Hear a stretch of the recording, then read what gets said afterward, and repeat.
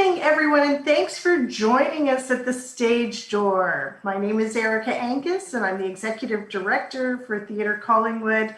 And I just love when I get to spend this time with you and chat about all things theater and the arts. And tonight is a super exciting night. We have a ton of information to give you and two great guests, so we're super excited.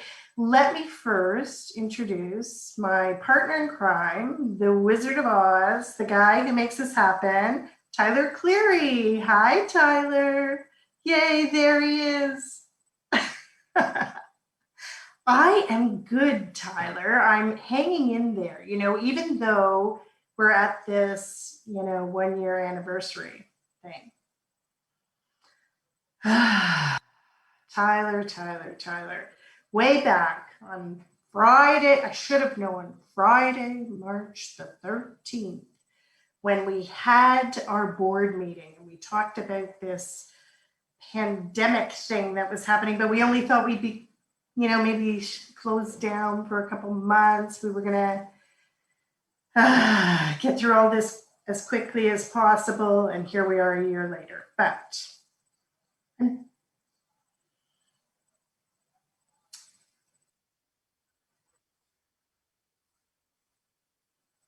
isn't that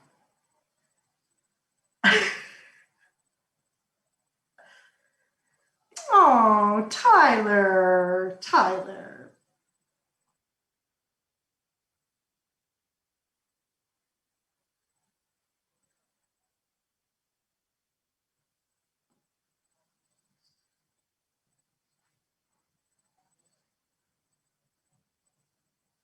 Yeah, it's true. I have definitely been on a learning curve. There's no doubt about it. And I did not want to become good at any of this online stuff. But I have to say, our little Facebook Live show is one of my favorite things. And I love having the opportunity to work with you. So thank you, Tyler. Happy 12th. Happy 12th. Let's go that way instead of that stupid other anniversary thing.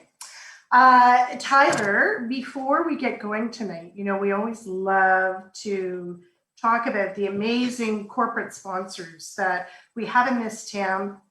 They sponsor many, many nonprofits and certainly the arts and certainly Theatre Collingwood. So tonight I would like to give a big giant shout out to TD Bank, an amazing company that has supported us so generously, and also our incredible friends at Beach Hearing. So thank you so much to our corporate sponsors who make us be able to do what we do, right? Yay! Oh, you need Beach Hearing. And when I'm looking at that TD, wait a second. What is happening? It's March. It's St. Patrick's Day month. One of my favorites. Tyler, if you could only come in my office, it is absolutely ridiculous. I'll tell you, where this came from? I had a mother who had a sweater that matched every occasion of the year, right? Like she had the Easter sweater, the Christmas sweater, every sweater. And I'm totally her, and I've taken this on. I love anything that represents any of the holidays or festivals, and just, it's the kid in me. So yeah, March 17th, St. Patrick's Day. And this is also a month that we celebrate International Women's Day in March. And so I thought I would tell you a little short story about a woman. Her name was Helen Hagerty. She was born May 23rd, 1878. In Lancashire, England. She was university educated in a time when women did not get university educated, and she became a writer. She wrote the society column for the Ottawa Citizen newspaper. The Ottawa Citizen, by the way, is 176 years old. But she wrote the society column, probably because that would be the column they would give a woman at that time. She probably wouldn't be given the serious news, But anyway, she wrote the society column under the pen name of Paula, an incredibly accomplished woman, especially in that time, and my grandmother. Oh my goodness. Wow. So I thought I would just share that with you. Well, thank you for sharing Yay. that, Erica. I have to apologize. Luckily Shirley is on it and she just messaged me. So Shirley, if you're hearing me now, then thank you for your message. It turns out that my mic was just going to you, Erica, and perhaps not to our audience. So Shirley is on the ball and saving the day. So thank you, Shirley. This could just be one of those nights. So for everyone who's listening, you have just missed, where are we at now? You've missed 7 minutes of Tyler's beautiful voice. There was poetry. It's amazing. It's amazing. So anyways, now my husband is bringing this to say that they can't hear Tyler. Isn't it great that we've got people that look out for us, Tyler? Honestly, I appreciate it so much. There's so many things, what people missed was me saying how Erica has gotten very good at this. And the thing that upsets me is at this point you would think I would have gotten good at this. But there's just fantastic. Those things, I was just thinking about how funny it must have looked. I was just chatting away to myself. Nobody was chatting back to me. Oh my gosh, it's a comedy night on this show. That's fantastic. That was our skit on the Bluetooth headset. That's exactly what it was. Everybody's been in that experience in an elevator and somebody's just chatting to themselves and you're like, could be a crazy person, could be somebody just having a conversation. That's me tonight. Okay. All right. Well, let's talk about. We've got so much to talk about, and there is a chance the show could go 2 hours. No, it won't. But it could go. Okay. So we talked about St. Patrick's Day is on March 17th. Super, super fun. This month we celebrate International Women's Day, and for us, we're having a very big celebration. Many of our audience members have been a part of a great show we have put on the last, this would be the third year if we were doing it, so for the last 2 years before, with the comedy troupe Girls Night Out. And that was an event that we held at the Legion, which is kind of a funny place to hold International Women's Day event, but it's a great Legion. But anyways, it was always sold out every year, and we were not going to let a pandemic stop us from doing this event again. So this year we are holding that on March the 6th online. It's called Girls Night In. And this evening, a little later, we're going to talk to Jennine Profeta from the Girls Night Out comedy troupe. So if you would like to join us for Girls Night In, it's going to be a super fun Zoom party on Saturday at 7 p.m. You can just call our office at 705-445-2200 or visit theatrecollingwood.ca and purchase your link, and it's just $25. And we think that it'll be so fun to be able to have this party with your friends that you haven't been able to see, but you can all connect through this event. So we're going to have a chat going on. You'll be able to see your friends. So it'll be tons of fun. And if you happen to have a friend that lives with you, then you both get to see it for just the $25. Or maybe you have 4 friends you live with. And it's a great deal. So it's $25 for the link.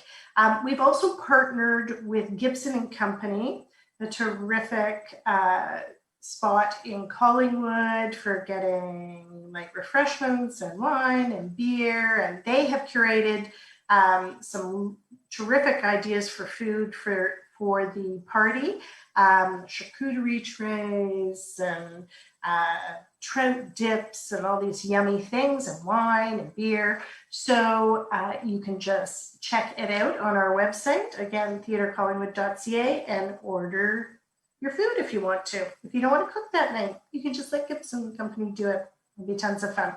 So that is Girls Night In. And then on Monday, on the 8th, the town of Collingwood is celebrating International Women's Day. They have a Zoom event that's going on from 12 till 2. It is an amazing panel of, I think there's 8, 10, I don't know, people that are speaking. They're incredible women. If you would like to be a part of that, once again, I would say go to collingwood.ca and you can purchase your link. Or actually, it's free. It's a free event, so you can just get your link. You can get your link. Okay, so in addition to that, as I said, Tyler, there are tons of things going on. So many people know that, Theatre Collingwood has basically been without a home, as many arts establishments and independent artists have been around Collingwood. And we are very excited about the concept or the possibility of a Centre for the Arts being built in Collingwood for all of South Georgian Bay and visitors to the area to enjoy.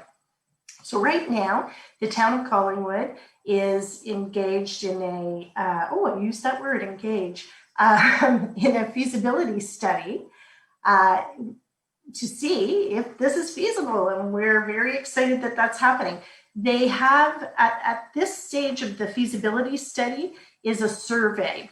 So what we're asking, it's very, very important that people go and do this survey. You can find it on collingwood.ca or engage.collingwood.ca. So you want to go to the engage portion of the website, of the town website, click on it, and the survey is there. It's a short survey. It will only take you about 5 minutes.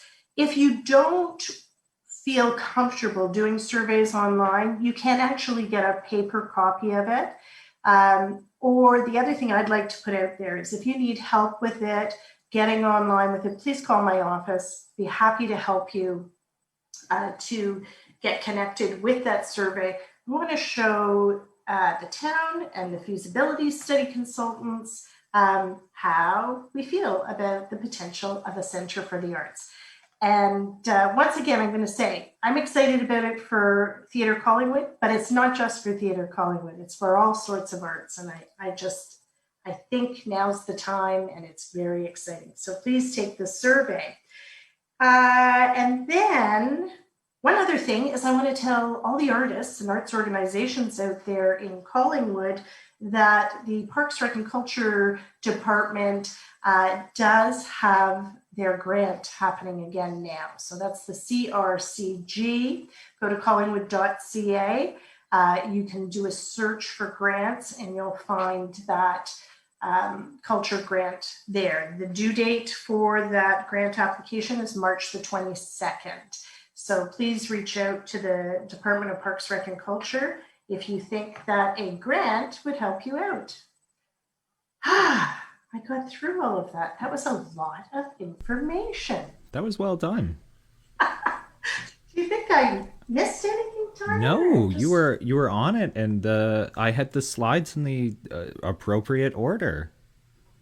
Amazing. What a team. We've got it together. Okay, Tyler. It's time to not just have my face on the screen.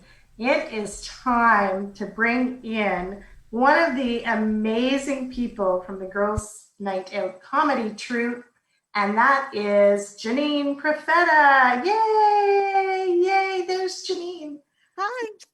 Hi. Yeah, welcome. Hi. It's so exciting to see people and talk to people who aren't my husband. I love him, but this is so precious when you can see other people. It's Yeah. You know, I adopted a cat during the whole COVID thing, and but I can't just talk to the cat. So I get what you're saying. Yeah, exactly. It's very exciting. Yeah, Janine, I'm so excited about Saturday night. Me too. I'm so glad we were able to find a way to do this because for the last 2 years, coming to Collingwood for I not just for myself, but the other girls in the troupe has been like, that's our way to celebrate International Women's Day. And Oh your my audiences gosh. are fantastic. And I've been seeing some of the photos from last year with everybody dressed up, and I'm really missing it this year, but glad we have something and can do something and then see as many faces as possible. Yeah, exactly, exactly. And I feel like it's really become a little tradition for us, you know. Us too. Yeah. How do you feel good about coming to Collingwood every March? Because we sure love having you here. Oh, good. Oh, good. Yeah. Well, we all get excited when the call comes in. So Yeah, terrific. Janine, you have an amazing background in comedy, and really, you do something that I would be so incredibly terrified to do, and that is improv. So maybe you could just share with us. I mean, I know that you were with Second City. And so can you share with us your experience with that? Yeah. So I'm originally from Winnipeg, Manitoba, and I started doing improv through doing dinner theater, and improv always terrified me. That was the thing. And for some reason, I just needed to just do it. And at some point, I found out that you could take classes at Second City, and all I needed was for somebody to say I could stay with them. And when that happened, in 1996, I quit my job, packed my bags, moved, had no idea what was going to happen. And that week, actually, I met my husband at Second City, started taking classes, some of our best friends. Like I can't believe it's that long ago, but yeah, just started there. And I will say again, like improv has always terrified me, and I don't know, I'm not that brave of a person. So now I get you to fool us. Thank you. But I get to teach a lot of improv, and my favorite people are the people that are terrified of it. And I think that goes with our show too, is that we like to shine the spotlight on people who it's totally out of their comfort zone, probably something they wouldn't normally do.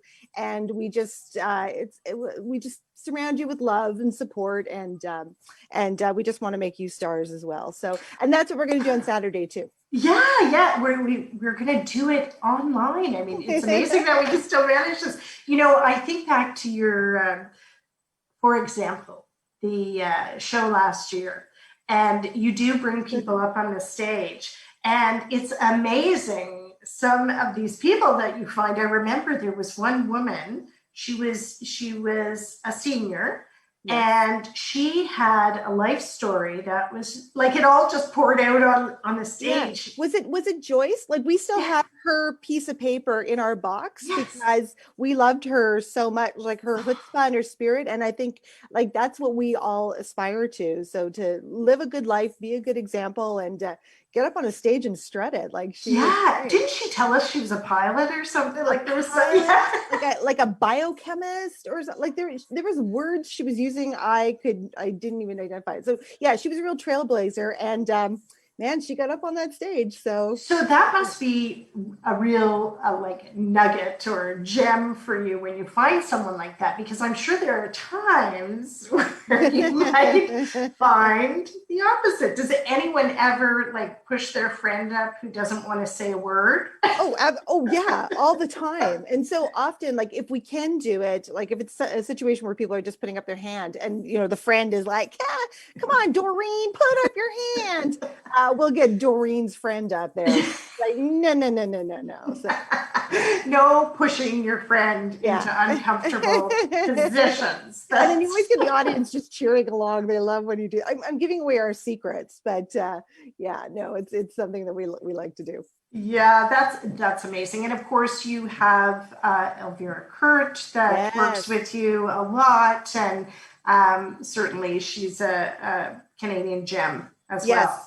And Elvira's had a very interesting year because she's been doing a lot of the virtual shows and Zoom shows and learning. So she's been teaching us how to do it.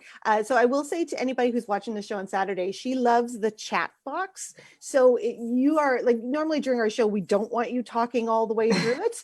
But we are going to be welcoming your comments and suggestions. For her, that's gold, to just be able to look over and see what, Catherine's saying about her, whatever. And and she's been playing to like sometimes she gets like no feedback. So whatever feedback she can get, she was doing drive-ins this year. She was performing at drive-ins where everybody was in their car and they would just honk the horn instead of laughing. So I'm sure I hear all What of it. have we turned into? What have we turned into? But it's an interesting, like, I mean, as awful as the pandemic is for arts organizations to just see how we take what we do, what we normally do, and how do we, how do we go with the flow and change it a little bit. I've actually enjoyed the challenge. Can't wait to go back to live audiences. But for example, Saturday, I have plans. I'm getting decked out. I invite you all to dress up too. I'm transforming the house. There'll be champagne popping here. So yeah. Yes, for sure. We have had, I put it out to our community, like, did anyone want to do a little mixology video before the weekend so that we could promote the show? And we got some of the funniest videos. Like, people were just so generous. And I think, people just want to do something right now. Maybe we'll just have to have a girls' night in bender where we just just keep going into the next day with mixology, whatever. I'm trying to figure out if I can get Gibson and Company to do Uber Eats out to Bob Cajun where I am right now, because that menu looks amazing. I'm always up for a good charcuterie board. Yeah, for sure. And, I think also it's important that we all support each other through this. And that was really the intention of that, is how can we take one of our organizations that, we have this whole Dine and Play program with Theatre Collingwood. So how can we maybe partner with one of them and help them get some sales? So that was great. The intention.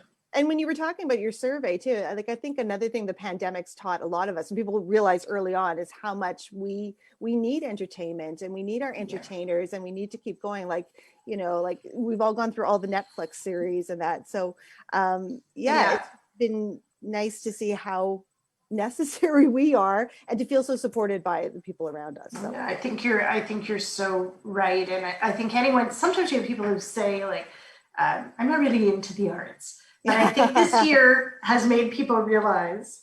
And then you're stuck at home with your family. Yeah, you're stuck at home with your family every single night. And you're like, oh, yeah. You may be more into the arts than you think. So, the other thing I wanted to ask you about, because I think there are so many things that you do. Like, you do improv theater and you teach improv theater, but you've also been a writer. Yep. A performer. I know you've done commercials, you facilitate meetings. So let's talk about that. What makes up your crazy year? You do all sorts of things. Yeah, basically anybody will pay me. Back in Winnipeg, like when you're asking about improv, I started off doing singing telegrams. And actually that was something in Bob Cajun here because I live in a community where there are a lot of people on their own. For Valentine's Day, my husband and I were actually asked, we didn't make people pay us, but we went and sang on people's lawns and sang songs that their partners might have sang to them. And it's just, I don't know, it's nice to see how that comes full circle. But yeah, I used to do writing. Yeah. That's so. Yeah, you were saying it was your grandmother who was the society columnist. So I started off in Winnipeg as a gossip columnist just because I was 19 and everybody in the newsroom was not, and got into writing that way and did stuff for like Chatelaine magazine and used to write for CBC and all that, which was great. And it's interesting too to see how it all feeds each other. So I think absolutely. Yeah. Oh, sorry. I didn't mean to cut you off. But I was going to say, I just feel like I became a better writer as I got better at improv. So that's why I like sharing that skill set, because it's something anybody can apply to whatever they do. But then also have just a night off in regular life. So, well, that's something that we often say about like our drama camps for children, because those skills it doesn't necessarily mean that they're going to be an actor one day, but those skills build confidence. And the thing that we've been finding with improv and that Girls Night Out is starting to do more of is doing workshops with young people, especially young women. So again, this is coming back to the International Women's Day, just like doing a lot of work around stuff like negative self-speak, like just seeing like how teenagers and teenagers like those things start coming in, the negative talk and how they think about themselves, and to use improv exercises to show the difference between when you can say positive things about yourself versus the negative, what that does, how that affects you and how it affects other people. And it was something I was starting to do in the schools just before the pandemic hit, and looking forward to getting to it again. So yeah, it just I'm applies to thinking so many about, people. I'm thinking that might work in Ooh. Well, send out a survey. I'll send out a survey. We'll have to talk. I'll have my people talk to your people. Yes. Well, so I also want to touch on Globus Theatre, because I know you're doing lots of work out there and that you have a great love for Globus Theatre. Of course, it's in Bob Cajun. Sarah Quick is so amazing. I think she's incredible. And one of the things that they've done through this is they've continued to provide entertainment. I was lucky enough, I went to see a show in the summer with the 50 people. And it to me, it's so generous of them. It's so amazing that they're providing that. Absolutely. Because the thing we've learned is to put on a show for 50 people sometimes costs a theater the same amount as to put it for 250 people, but you're not, but you don't have the same revenue coming in. No, James and Sarah have been great because they have, I mean, they're in a barn. Like they're like Mickey Rooney and Judy Garland, right? So you can just move the tables around. But again, that was a chance for us to be creative and do things differently.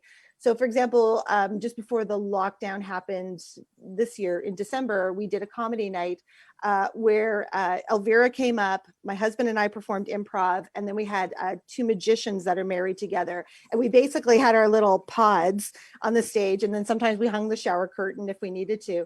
But we were able to put on a full show, and they just had people spread out at dinner tables.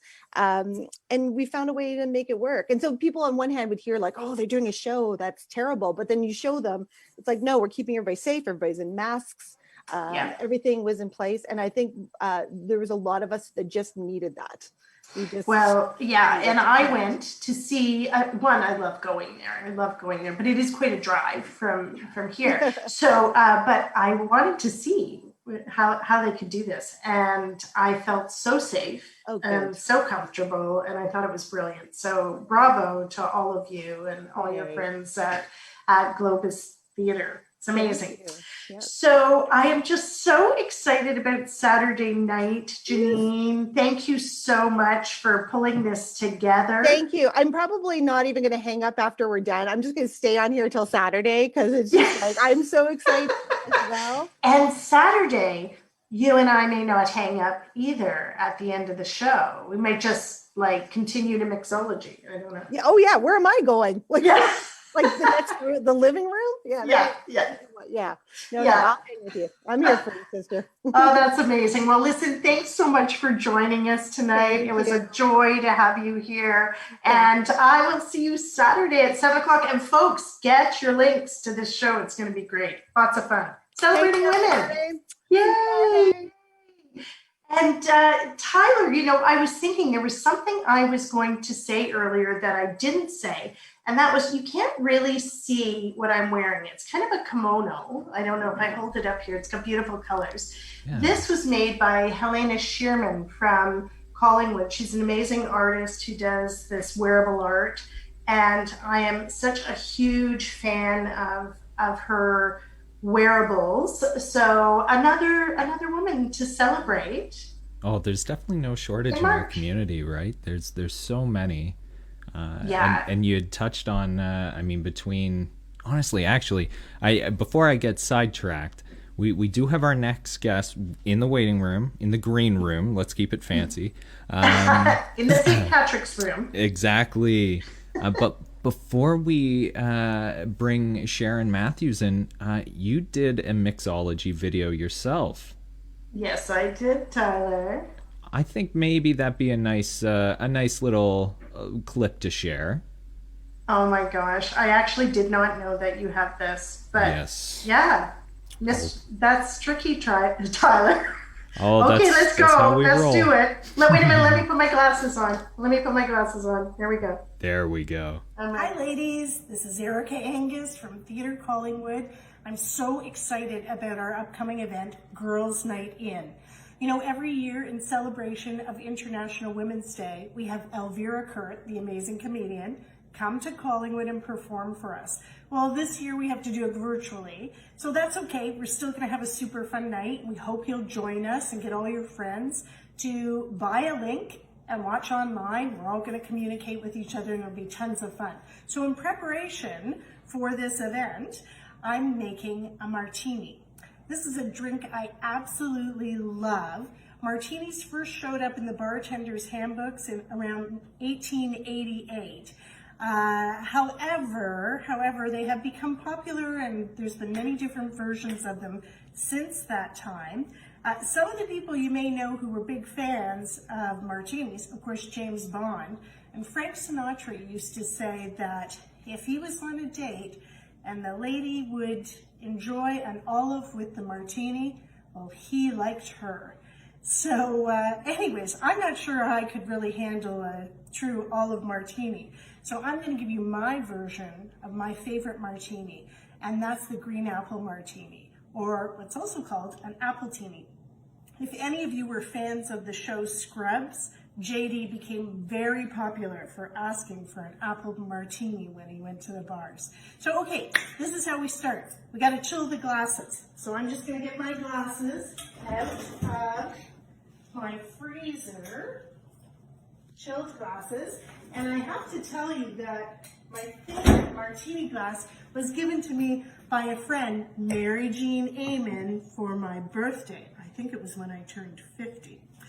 Okay, so we start out by putting some ice in our shaker. So I'll just put the ice in here, up a bit, put it in the shaker, just nice and cold. All right. And then I'm going to take my apple vodka and we're going to put in 1.5 ounces per drink. So I'm going to do that twice. And then we will take our green apple liqueur, sometimes called sours.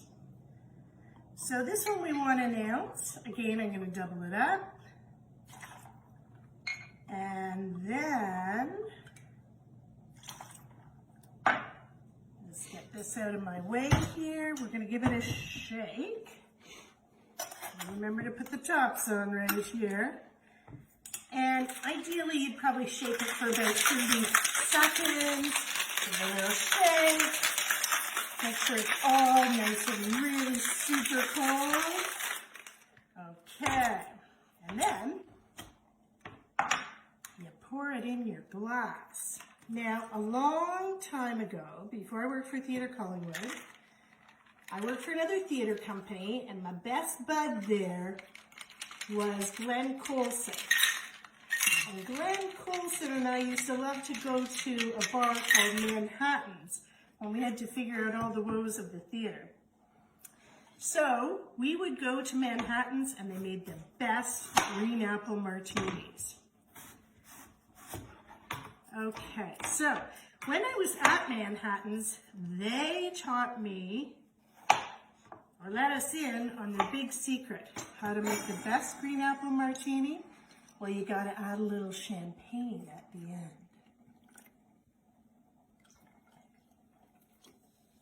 So we'll just add that in for extra pizzazz. Put our green apple on the edge to make it look fancy. And hey, you know what? It's girls' night out. Well, actually, girls' night in this year.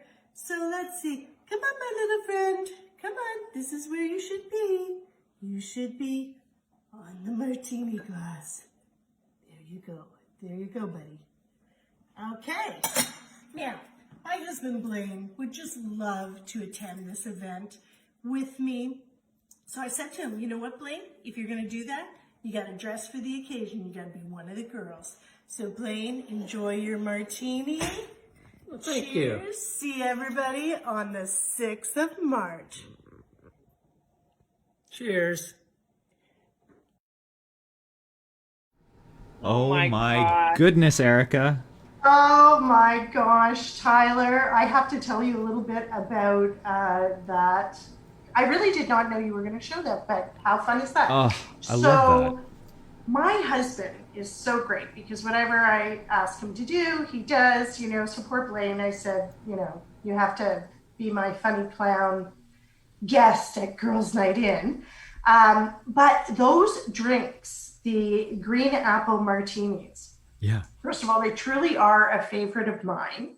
And in the video, I think I spoke about how I first drank them because I used to work with a guy by the name of Glenn Colson. And Glenn and I would walk down from Theater by the Bay to Manhattan's and have a green apple martini. So anyways, I do the video and then, continue to drink the green apple martinis, which are completely solid booze. I got the long. Hi, ladies. This is Erica. Oh, Glenn. I had to call him and tell him. I talked to Glenn. I talked to my sister. Anyways, they are quite strong. So enough of that crazy silliness with me. Tyler, I'm so excited about our next guest. She is a woman who I have so much respect for.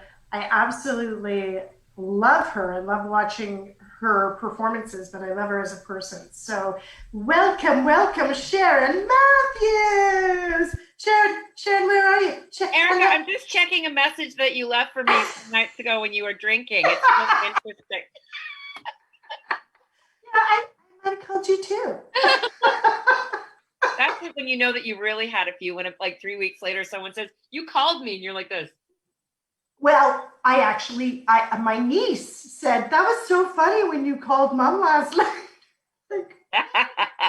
Oh, Auntie Erica was being silly. How are you, Sharon Matthews? I'm good. I can't complain because, as my grandmother said, when you do complain, no one really cares.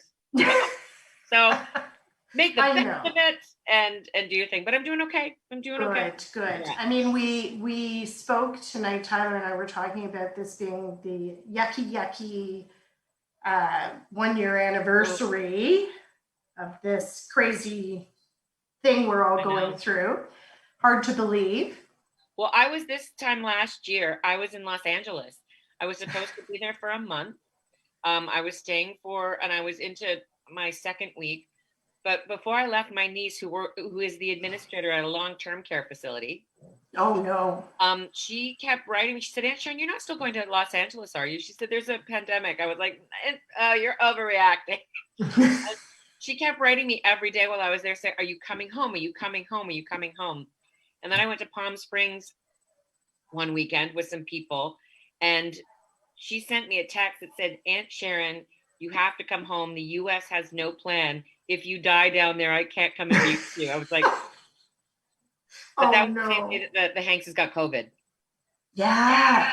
And the funny thing is, and not so funny, but still funny, that's when everyone in Los Angeles got real. It was like, the Hanks got COVID. I was like, this is so LA right now. But yeah, and then I scooted home.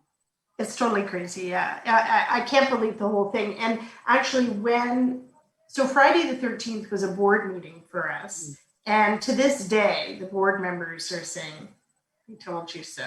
Because I was saying to them, "Oh, it's not going to. This is just going to be a little thing. We're going to get over this really quickly." And That's the day I came home. That's the day I came home. The only thing that was really great about that day was I somehow, for one of the second times in my life, got bumped up to first class.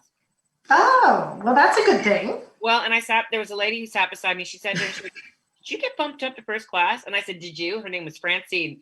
And she said, yeah. I said, Francine, we are going to stay awake for this entire 5 hours. We are going to work that like she has never been worked before. We're going to live it up today.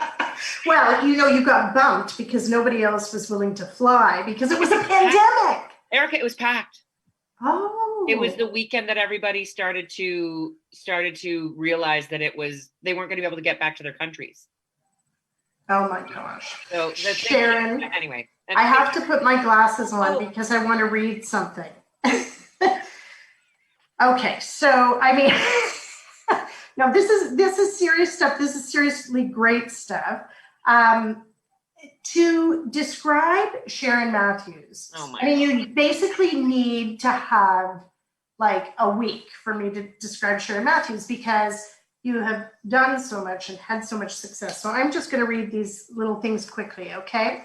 2019, Sharon is nominated for a Canadian Screen Award as Best Supporting Actress in a Drama for her work as Flo on the international hit TV show Frankie Drake Mysteries. 2018, Sharon's Cabaret, Unapologetically Me, Sharon's Cabaret for Kids, saw Sharon nominated in 3 different Dora Award categories: Best Performance, Best New Play, Best Production. 2017, Sharon's Cabaret Girl Crush won the award for Best Cabaret Performance from Broadway World. Girl Crush was also nominated for 2 Betty Mitchell Awards, Best Performance and Best Production. 2016, Sharon's Cabaret Full Dark was named Best Cabaret Performance of 2015 by BroadwayWorld.com. 2015, Sharon was nominated by the BC Touring Council as the Touring Artist of the Year. 2012, Sharon was named Woman of the Year by the New Current in the UK. 2011, Sharon's Cabaret Gold at the Edinburgh Fringe Festival was named Best of the Fest out of 3,000 shows by the prestigious Scotsman newspaper. And 2010, Sharon's Cabaret Sharon Matthews Superstar Star World Domination Tour 2010 was named #1 cabaret in New York City by the Nightlife Exchange and WPAT Radio. And 2009, Sharon was named Best Cabaret Performer by Toronto's Wow Now magazine. Wow is right. Like, wow. Erica, have you been on my website? Yes, I have. Yes, I have. I read that and I'm like, is there, like, I don't even know how you live having all of those things and not be like, I'm the best. All of you need to know that. No, congratulations. Like, you're So wonky. I'm going to start doing this. I like it when your Thank mic is you. right on top of your head. I know, it's like, put the hat on. it's just, What a ride. I just knew that about 15 years ago, I realized that if I wanted to keep working past my 30s as a character actress in Canada, that I had to make sure that I was multifaceted. So I just thought I got to start writing. And not that there's anything wrong with playing Ann Eller or Marilla, or I just that's not where I saw myself going. I just wanted to have more options. I just feel like the way women are written in musical theater, they get to a certain point and they're all of a sudden not vital anymore. They become a grandmother. Yeah. And not that there's anything wrong with being a grandmother, but there's grandmothers who are vital. And I thought I wanted more. I wanted more. Yeah, exactly. And I mean, let's hope that it changes. I mean, maybe. Well, we're doing what we can. I mean, well, really, you have done that with Frankie Drake Mysteries. I cannot tell you how much I love that show, and the fact that Tyler is working it down there on the graphics. He is amazing.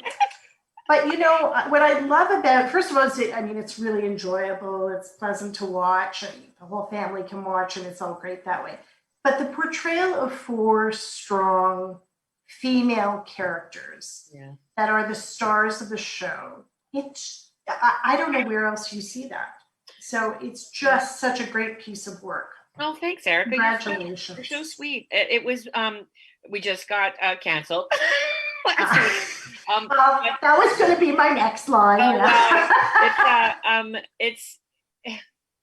And I say that because it's a beautiful point in my life. I remember when Canada Sings got canceled a million years ago, I was devastated. Mm-hmm. And then there was another show I did that didn't get renewed, and I was sad. And then I realized, because theater's all about beginnings and endings, and they're very close together. And so I've really learned to enjoy the middle. I've said that a number of times. I've really learned to enjoy the middle. And I enjoyed every single blessed second on that show. And I sucked the marrow out of that bone. I wrote an episode. Off and had your dear friend, Tom Allison, in the show that you wrote, who I adore as well. That was a great episode. I loved it. Well, it was so amazing because when I got when they told me that, when I said I really want to write, and Christina Jennings, who's the head of Shaftesbury, was like, "Are you sure?" And I said, "I really want to write." So there's a writer on the show named Carrie Friends who I love, and she always wrote flow so perfectly.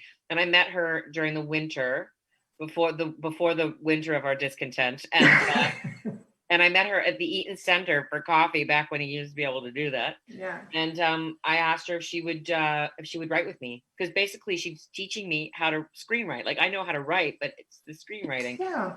And so she said yes, and we got an outline, and our showrunner said, "Sharon, I want you to play to your strengths." He said, "Why don't we have you singing for the first time?" And then I just thought, and when you start writing something, and we were going to write about an LGBT club, and I was like, how is this going to be the best experience possible? And I went to Carrie, "Who knows Tom?" I said, "Let's write a part for Tom." Oh, absolutely. Yeah. Absolutely. Well, and the thing is, it's not, to me, I mean, I know that you and Tom are friends, Yeah. but he's so good at what he does. So he was the perfect person. He's just, I really loved that episode. I thought it had a great, important storyline behind it. And yeah, so congratulations. And you had 4 seasons of Frankie Drake, which is actually, like, that's quite long in Canada, isn't it? You don't get past my. Do you know Raul Benasia? No, I Raul don't. Benasia is an amazing entertainer. He and I have the same trajectory. Like, he writes his own shows. He's a blues artist. He's got a blues podcast. He's got a blues radio show. He's an actor. He does everything. And right before the winter of our discontent, I met him in LA. We had breakfast in LA. in LA, and he said, "Sharon," and we just got our 4th season, and he said, "Sharon," he said, "I have been on so many first seasons of every single show." Yes. He said, "Nothing ever gets," and so it was amazing, because by the time we got to the 4th season, we already really knew our characters, but we were caretakers of our characters and caretakers of storylines, and I really got to know the writers a lot better. And it was just, even with COVID, we found a way to be even more collaborative than we ever have. And it was literally one of the best experiences of my entire career. I keep saying it changed my life, but I changed my life, and then it helped to change the rest of my life. So right. And you could, I think the way each character developed in a really wonderful way, and they were strong characters, and that was obvious. And I'm so happy for you that you worked with 3 other women that you really liked. That doesn't always happen, that you work with people that you like, respect. We put up a little video. We scooped the CBC. We put up a little video of our own to talk about, and we were talking on Zoom about it, and we said, "What do we want to do?" And I said, "You know what? We came as a team. Let's go out as a team. Let's go out and let people know that we loved working with each other, and we loved working on the show, and that we're disappointed that it's done." And Rebecca, who's she's lovely, Mary Shaw down there in the white skirt, and she said, and she's done a lot of things too, but she said, it's just, you kind of wonder if you're ever going to have this kind of experience again. And Lauren, who's been in a million things, including CSI and the L Word, and she said, it doesn't happen like this. No, and what a great thing for Toronto too. Oh yeah. It was a beautiful experience. We have one more show next Monday night. It's sadly a cliffhanger. How can they do that to us? I have to tell you, I wrote my letter to CBC telling them how disappointed I was. You're not alone. I appreciate every letter written. I mean, the thing is, the CBC, again, the reason that I love that people wrote is twofold. One, it's for me, it's just selfish. I just feel like I'm going to miss it. But 2, the CBC is your TV station. It's your TV network, and we subsidize it. So with our tax dollars. So you should be able to see what you want to see. And that's when I like it, when people take agency and go and say something and say, I really like this show. And it just looks good for us too. And we were second in the ratings. We were I number 2. I don't understand this at Well, all. Everybody, the millions of people that are watching my Facebook Live show tonight, please write a letter. to CBC and tell them we want Frankie Drake Mysteries back. Please. Oh, I think we might be. Who knows? Life is weird, but I'm happy to say it's just always great to say that I'm sad that it's done, and I'm proud of my work. Yeah, And I don't feel desperate for it to come. You know what I mean? I'm not like desperate, because I feel like you're desperate when you haven't spent all your coin, like your spiritual coin, right? And I really enjoyed the last day on the set. I was walking around and the girls were like, bye. And I was like, I think this might be our last day. And they were like, oh, Sharon, you're being so dramatic. I was like, and so I was walking around and saying goodbye to the morgue and saying goodbye to all it was a very, I mean, that's the kind of experience that I dreamt of when I was in school. Like, it was period. So it was really interesting, and the costumes were interesting, and the set was stunning, and the crew was amazing, and we got to do these cool storylines. And then, of course, if you told any of my acting teachers in school that I was going to play a doctor, I'm sure they would have laughed their head off. Well, I was going to say, how fun would that be too? I mean, there's lots of stuff to. I don't know if fun is the word, Eric. I remember. Well, no, it's the words. It's all exposition. Yeah. And it felt like, this is a 1.5 gauge needle, and this what you don't know about intravenous drugs is you put it into the and I'd open the script every week, and sometimes the script would have a little note on top that just said, I'm sorry. And I'm like, oh. This year I just did a whole episode where I was doing a scene with Lauren, and while she's talking, I name all the muscles in the arm in Latin. And so I had to study them. So I studied it one night, and I studied everything about it. And then we were sitting there on set, and the camera guy was like, he said, Sharon, do you know it? And I said, well, this one is this one, and it moves this finger, and this one moves this finger, and these two fingers are connected. And they were looking at me, and I said, what do you think I do? I take my job seriously. Well, because someone's going to watch and go, you didn't know what she's talking about. Yeah. But that is something that the average viewer probably doesn't necessarily think of it. Is There's going to be someone, Erica. You wouldn't believe the people who write in to complain about Lauren's hair color. I'm like, that's where you're going to plant your flag today? That's where you're going to plant your flag today. Well, what do you know? That is so interesting. Oh my gosh. Now, we have had the pleasure of having you come to Collingwood and do your cabaret and sing for us. And I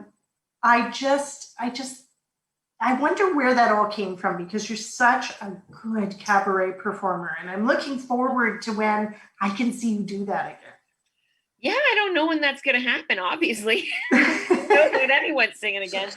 I don't know. I always really loved storytelling. And there came to a point for me in musical theater, as I mentioned, where I just felt like I was spinning my wheels. I thought, I'm going to play the same 5 characters over and over again for the rest of my life, and they're going to just get progressively older. Right. And I thought, I'm not going to have any. I just didn't feel like it was creative enough for me. And then I started to do club nights with like Mark Cassius, like way back when he was Mark Ferguson, and gosh, who else were there? John Alcorn and Teresa Tova and like Elvira Kurt. Like, everyone's had such, like, Teresa Tova was the president of our film union, and Elvira Kurt is a huge stand-up comedian. And we have her performing Saturday night for us online on our Girls' Night In.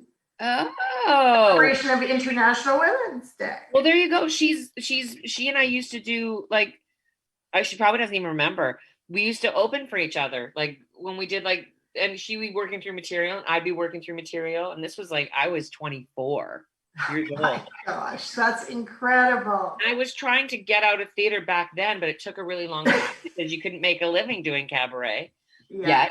Yeah. And I just worked really hard. I worked really, really, really, really, really, really hard to make a living doing it. And that was kind of the hard thing for me near the end of my last stint, is I was working so hard at it. I kind of lost my joy for it. Yeah. It's weird because we take what we do, which we are so excited about when we're young, and then we turn it into a job. Yeah. So you tend to, every once in a while, like, that was the beautiful thing about having Frankie, was I was only singing for joy. And I think everyone needs to experience that again, right? Because You know, I often think when people get musical theater performers, let's say, and they get a long run of a show that becomes a hit, and how after it can't take that long before I would just think that it would be so monotonous doing the same thing. And day again, in and day there are out. some people who, like, some people are like, they are I know a lot of people who thrive to be a company member. They love it. They love the stability of it. Yeah.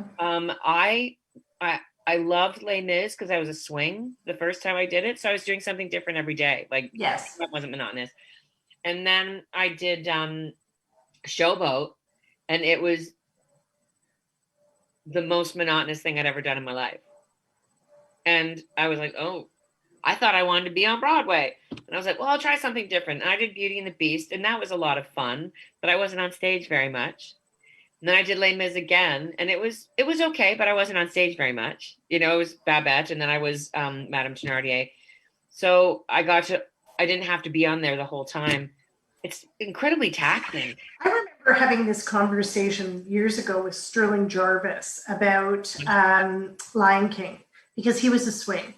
Yeah. And I think it was the same for him. It was really nice being able to do different things. We need, again, I think creative people, mostly, I mean, I could be wrong, most of us need to be stimulated. Yeah. You know what I mean? Like, there's always a point in a run. We used to talk, my friends and I used to talk about this, and there's a point in the run when the joke that you've been telling for 4 months isn't funny anymore.